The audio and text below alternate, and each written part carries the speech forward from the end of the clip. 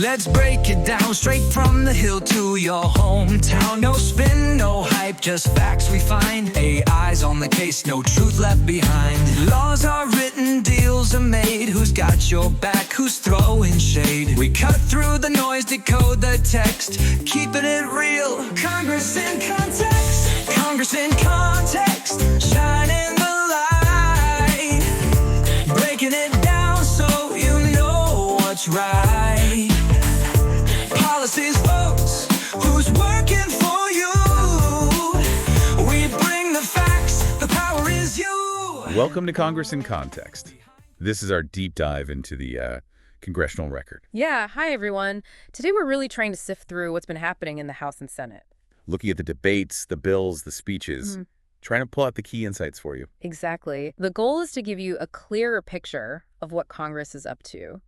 You know, the arguments, the potential impacts on policy. And hopefully cut through some of that legislative jargon. We're looking at healthcare, the economy, national security. Lots to cover. All straight from the record. So where should we start?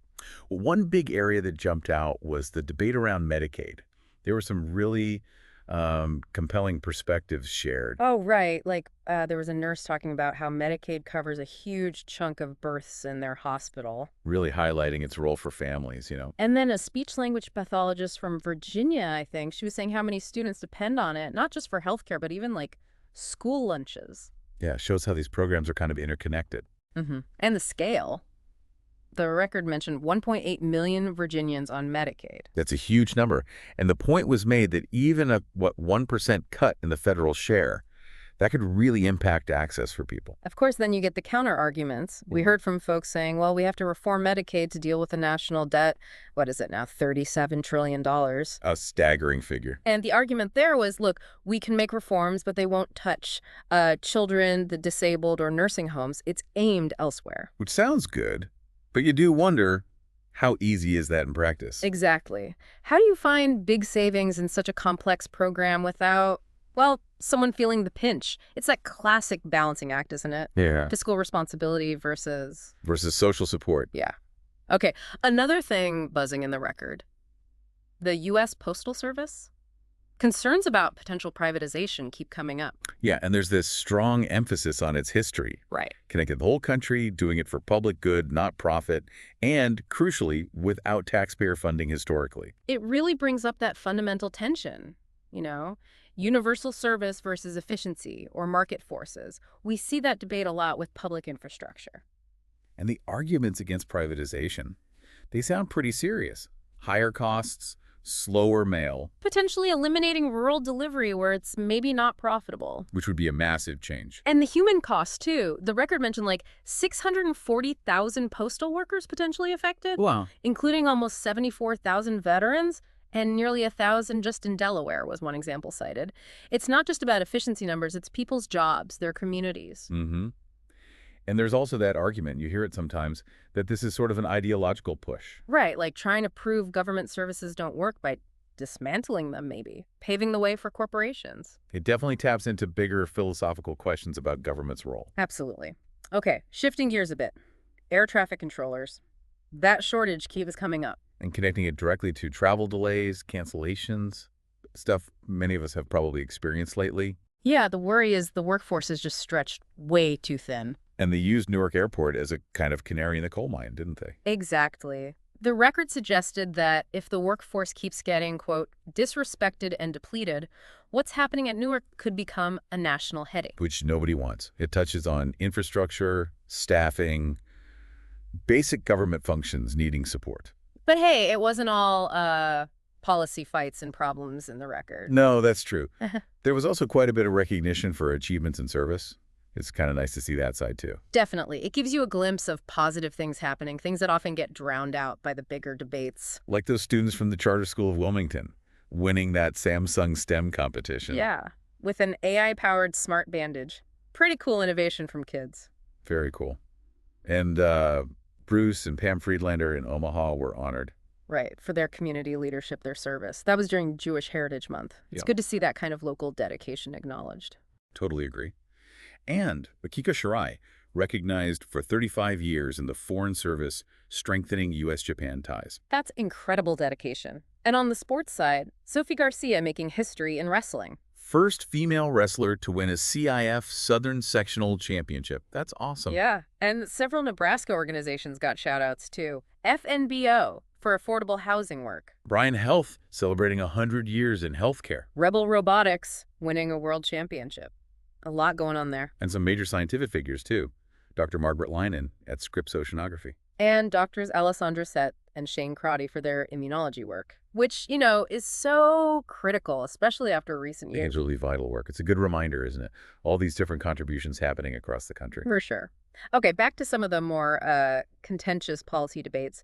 Immigration and border security were definitely prominent in the record. Yeah, one clear argument presented was about deporting those who break the law, framed as, upholding law and order, making government work for the people. And interestingly, there was also a side point about concerns over single judges having too much say in government policies, sort of a separation of powers discussion tucked in there. Mm-hmm. But the main thrust seemed to be strong criticism of the current administration's border policies. Right, using terms like open border invasion and highlighting the taxpayer cost. They mentioned FEMA's shelter and services program specifically. And brought up examples like funding for migrant housing in sanctuary cities, while, allegedly, hurricane victims were waiting for aid. Also accusations about NGOs like Endeavors Incorporated spending wastefully on services for migrant children. These were some pointed criticism. And the argument was made that under President Trump, increased border security didn't require new laws, just enforcement of existing ones, which, reflects a very different philosophy on how to manage the border. Definitely. The discussion also hit on healthcare costs, specifically emergency Medicaid for undocumented immigrants and state programs in sanctuary states. With the claim that this puts a strain on Medicaid for citizens. So the overall narrative presented in these sections of the record was really about the financial burden and the perceived undermining of the rule of law. And it's crucial, as we always say, to note these are the arguments presented in the record.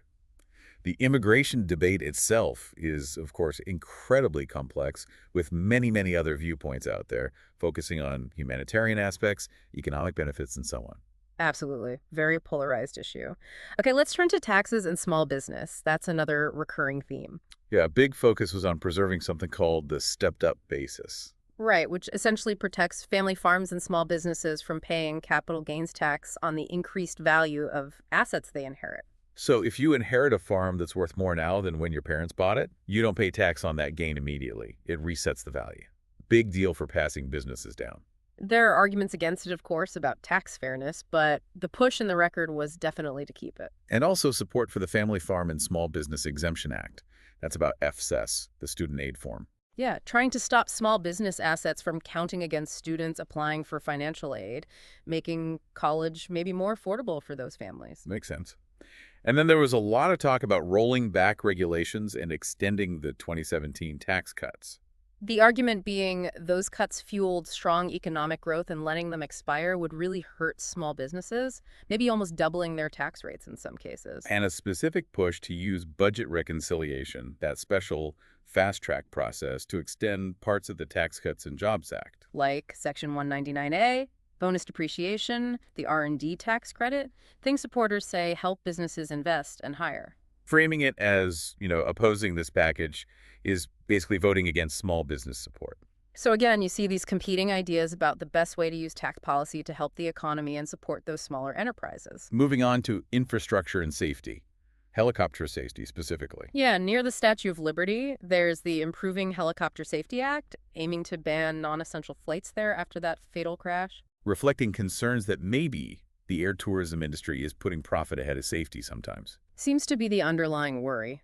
And this connects back to the FAA and air traffic controller shortages we mentioned earlier. Right. Linking those shortages to travel delays and calling for investigations, especially into Newark, maybe even outdated tech playing a role. It all points to the need for, modernization and adequate staffing to keep things safe and running smoothly. Okay, let's talk about the big numbers. Government spending and the national debt. This was a major point of discussion. Huge point.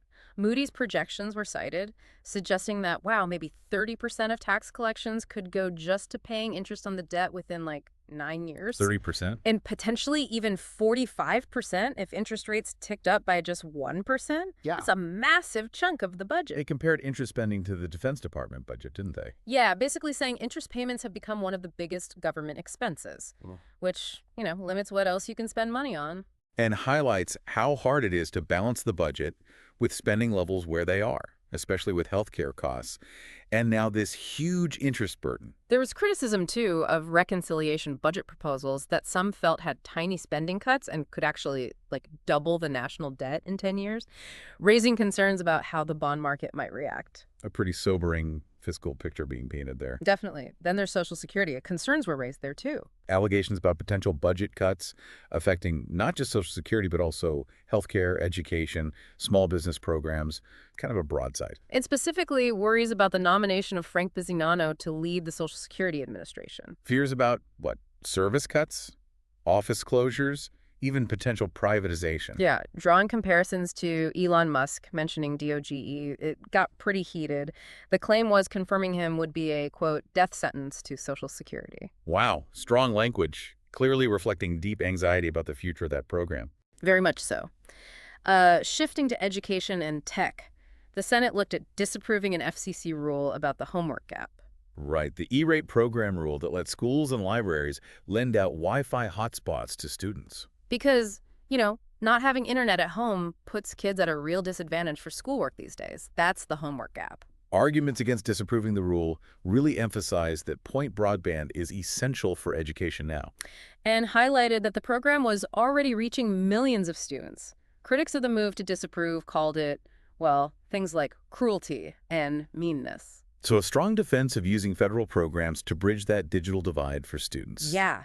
The record also touched on foster care and support for mothers. Recognizing Foster Care Day, acknowledging progress made, but also the need for continued improvement for kids in the system. In the introduction of the MMS Act, aimed at providing more resources for moms, a website, mentorship, healthcare access, financial help, childcare info, adoption support. Also mentioned in the Unborn Child Support Act as part of that package. Then there were recognitions for military members and public servants. Commemorating Military Appreciation Month and VE Day, honoring service and sacrifice. Acknowledging National Nurses Week, highlighting their critical role. Though there were also concerns raised about potential funding cuts to programs like AmeriCorps, NPR, and PBS. Highlighting the positive impact those programs are seen to have in communities, arguing against cuts. Environmental regulations also got some attention. Yeah, the Senate considered disapproving an EPA rule on emissions from tire manufacturing. The argument against the rule was that it was unnecessary, maybe even counterproductive regarding carbon emissions. And also efforts to overturn rules about off-road vehicle access in Glen Canyon. And blocking an FCC rule about subsidizing off-campus Wi-Fi hotspots, citing concerns about legality and duplication of efforts. On the foreign relations front. The Mago-Berry Act passed. That's aimed at countering foreign influence in Georgia and supporting fair elections there. Okay. And finally, as we mentioned earlier, lots of individual recognitions scattered throughout. People getting awards, retiring leaders being honored, successful local businesses. Yeah, a whole cross-section of American life reflected in those commendations. So as we wrap up this deep dive, it's pretty clear Congress is juggling a massive range of issues, isn't it?